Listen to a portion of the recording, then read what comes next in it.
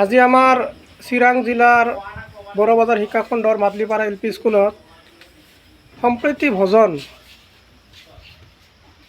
সম্প্ৰীতি ভোজন আমি অনুষ্ঠিত কৰিছোঁ। আজি সকলো ছাত্ৰ ছাত্ৰী শিক্ষকসকলে বিভিন্ন ধৰণৰ ফল সকলোৱে লৈ আহিছে। এয়া আমি সকলোৱে এসাঁজ খাম আজি।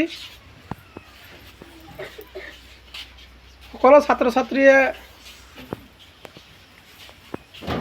কিছুমানে আম, কঁঠাল, জাম, বিভিন্ন ধৰণৰ ফল শিক্ষকসকলেও আনিছে। এয়া ফল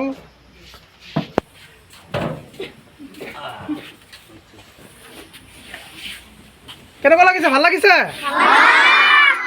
কি আনিছে তোমালোকে? আৰু